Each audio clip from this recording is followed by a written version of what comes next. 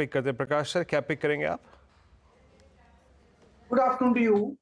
Stock जो मुझे पसंद है इस वक्त वो है डालमिया भारत। ट्रेड क्या है 1815 में 1815 पर, और स्टॉप होगा करीब 1805, 10 रुपए का है। अपसाइड टारगेट 1850 के नजर आता है। ये आज कल में होने चाहिए। डालमिया भारत अगर आज नहीं होगा तो बीटीएससी के तौर पे भी ले आ सकते हैं। डालमिया भारत बीटीएसटी के तौर पर भी लिया जा सकता है। ये फिलहाल गाबा साहब की राय है। बाय साइड का ये ट्रेड 0.5% ऊपर, लेकिन आगे और मोमेंटम देखने को मिलेगा। मानस, गुड आफ्टरनून, बताइए आप क्या पिक करेंगे इस दोपहर? गुड आफ्टरनून हर्षदा जी। तो देखिए, एलएनटी में खरीदारी करने की राय रहेगी, क्योंकि लार्सन के अगर आप पैटर्न देखिए तो हम काफी समय से यहाँ पर कंसोलिडेशन देख रहे थे, लेकिन आज एक इंपॉर्टेंट ब्रेकआउट देखने को मिला है। स्टॉक ने 3630 का एक बहुत ही अहम रेजिस्टेंस ब्रीच किया है। मेरे ख्याल से यहाँ पर अभी भी आप करंट लेवल्स पे भी खरीदारी कर सकते हैं। 3619 यहाँ पर आपको स्टॉप लॉस लगा के खरीदारी करनी है, और 3700 रुपए 3700 के टारगेट सेट करने हैं एलएनटी में। ये कैश लेवल्स है। अगर चाहे तो ऑप्शन में ट्रेड ले सकते हैं। 3650 का कॉल ऑप्शन जो 99 रुपीज 100 रुपीज के आसपास ट्रेड हो रहा है, वहां पे 89 के स्टॉप लॉस खरीदारी करिए, और इस ऑप्शन में 125 रुपए के टारगेट सेट करिए। ओके, एलएनटी, और ये कॉल भी आपके पास है 3650 पे। राजेश सतपुते जी के पास चलते हैं। अब राजेश जी, क्या ट्रेड पिक कर रहे हैं आप? First of all good afternoon everyone. Viren ji, देखिए मेरी नजर आईटी पे है। एक लार्सन एंड टुब्रो पे थी, और डालमिया भारत तो बस जो अच्छे लग रहे थे वो कवर हो गए।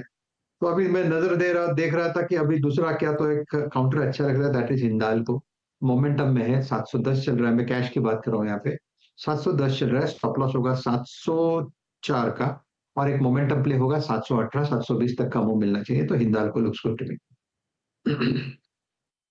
में एक अच्छा खासा मौका आपको मिल रहा है। ये फिलहाल आपके लिए राय साफ बनी है।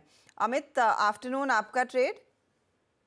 Ma'am good afternoon Viren ji and everybody on the panel. Ma'am, इस समय का मेरा ट्रेड रहेगा ओएनजीसी। ओएनजीसी में एक हम ऑर्डरली पुल बैक देख रहे थे। करंट प्राइस 328 का है।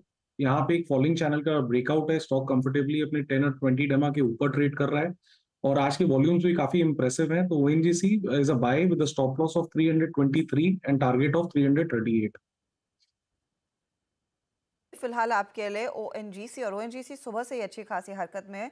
जो नई गैस फील्ड इनकी ऑपरेशनल हुई है, और गैस ऑयल फील्ड ऑपरेशनल हुई है, ऑयल के साथ गैस भी निकलेगा, तो वहां पर एक मोमेंटम बनता हुआ। शिल्पा जी, गुड आफ्टरनून, बताइए आपका ट्रेड? Good afternoon everyone. मेरा ट्रेड आईटी से रहेगा नौकरी पे। नौकरी मुझे लगता है कि इस 7500 जोन्स पे एक अच्छा सपोर्ट बेस है। इसी पे यहाँ इसी लेवल पे होल्ड कर रहा है, तो एक दो दिन में मुझे लगता है ये टूवर्ड 7700 से 7800 मिलना चाहिए, तो काफ़ी अच्छा अपसाइड है। और यहाँ पे स्टॉप लॉस 7450 का रखिए, बिकॉज थोड़ा वॉलेटिलिटी रहता है स्टॉक में, तो एक डिप मिल जाता है, तो कहीं वो स्टॉप लॉस आपको एग्जैक्ट हिट ना हो जाए। तो 7450 के अराउंड एक स्टॉप लॉस, मुझे लगता है कि एक दो दिन में ये आपको यहाँ से 200-300 पॉइंट का अपसाइड दिखाना चाहिए। ओके, इन्फो एज आज सुबह से इस पैनल की जो बाइंग रिकमेंडेशन है उसमें कई बार अपीयर हो चुका है इन्फो एज। अब एक काम करते हैं, चलते हैं शरद जी के पास। शरद जी, नमस्कार, कार्यक्रम में स्वागत है आपका। और आज जिस धुन पे हम स्ट्रांगली रिएक्ट कर रहे हैं उसमें सबसे बड़ी आई थिंक थीम है मेटल्स, आईटी, एंड जो बात अब कही जा रही है कि ठीक है सितंबर में अब एक रेट कट, उसके बाद फर्दर कट्स इन दिसंबर। आपका टेक इसी थीम के अंतर्गत आप भी क्या स्टॉक सेलेक्ट कर रहे हैं क्या इस वक्त, और आपकी आज की कॉल? जी, ब्रॉडली मेरे हिसाब से अगर रेट कट चालू हो जाते हैं, जो अब की बार शायद फाइनली हो जाएंगे, जिस स्पीड में होते हैं उसका एक बहुत बड़ा असर पड़ेगा इमर्जिंग मार्केट फ्लोज पे। तो मुझे लगता है वो एक काफी पॉजिटिव डेवलपमेंट होनी चाहिए। डोमेस्टिक बाइंग एनीवेज काफी स्ट्रांग रही है, और इसके अलावा जैसे जैसे एफआईआई का रोल रिवर्स होता है, ज्यादातर जो शॉर्ट टर्म फंड्स है वो भी अग्रेसिवली बाइंग पे शिफ्ट होते हैं। तो मुझे लगता है काफी बड़ी तेजी के लिए मोस्ट प्रोबेबली हम प्रिपेयर कर लें। तो last quarter of the year most probably काफी पॉजिटिव रहना चाहिए based on that theme. IT में मेरे हिसाब से मेजर पार्ट ऑफ जो फर्स्ट रिवर्सल था वो प्ले आउट कर चुका है, जहां ये रिसेशन का डर लगभग खत्म हो गया है। अब इसके बियॉन्ड मुझे लगता है हाँ एक आधी क्वार्टर में ग्रेजुअली जैसे जैसे ग्रोथ के नंबर्स रिवाइज होते हैं अपवर्ड्स, वहां पे थोड़ी और री रेटिंग आ सकती है। बट टिपिकल बुल मार्केट है, तो थोड़ी पॉजिटिव न्यूज बहुत जल्दी प्राइस इन हो जाती है। तो मुझे लगता है बहुत ज्यादा अक्रॉस द बोर्ड आईटी में तो नहीं, सेलेक्ट स्टॉक्स में ऑब्वियसली आपको पोजीशनिंग करके पैसा बनेगा। अक्रॉस द बोर्ड शायद आप पैसा ना बने, कॉन्ट्रा व्यू लेने का टाइम चला गया है। अक्रॉस द बोर्ड जो थीम मैं देख रहा हूँ, मुझे जो लग रहा है कि प्राइवेट सेक्टर बैंक्स काफी बढ़िया प्लेस लग रहे हैं। मुझे लगता है वो पॉकेट है जिसने परफॉर्म नहीं किया है, और इंटरनेशनल बाइंग वहाँ पे सपोर्टिव होनी चाहिए। प्लस डोमेस्टिक लेवल पे भी मुझे लगता है स्मॉल फाइनेंस बैंक ज्यादातर काफी अट्रैक्टिवली प्राइस्ड है, तो वहाँ पे भी बहुत बड़ा स्कोप है रीरेट होके लगभग आधे से ज्यादा स्टॉक्स के डबल होने का। तो मुझे लगता है ये दो थीम्स में काफी फोकस कर रहा हूँ मैं। और जहाँ तक स्टॉक पिक का सवाल है, आज का मेरा कॉल है पिरामल एंटरप्राइजेस।